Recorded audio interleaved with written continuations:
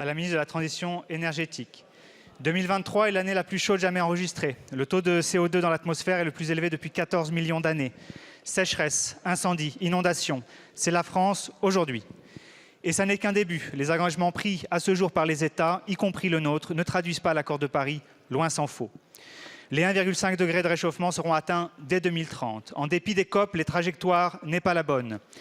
Et que l'on voit le verre à moitié plein ou à moitié vide, la COP28 n'aura pas réglé le problème. L'accord mentionne certes les énergies fossiles, mais pour lui accoler une terminologie floue, transitioning away, pas d'objectif précis et daté, rien de contraignant, ni sur l'arrêt de la consommation, ni sur l'arrêt de la production.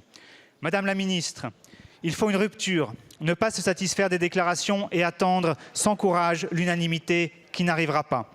Le sujet, c'est la sortie des énergies fossiles. Charbon, gaz, pétrole, qui représentent 75% de nos émissions de CO2. Il faut stopper net toute nouvelle exploitation et réduire notre consommation.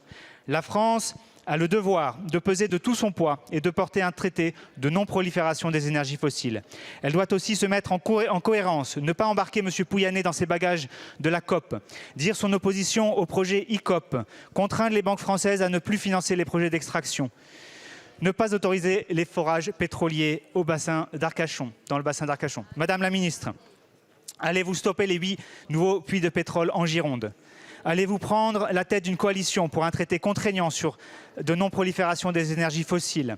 Allez-vous mettre en place une vraie politique de la sobriété pour nous désintoxiquer enfin des fossiles? Il est temps de sortir du volontarisme de façade et de passer enfin à l'action. Je vous remercie.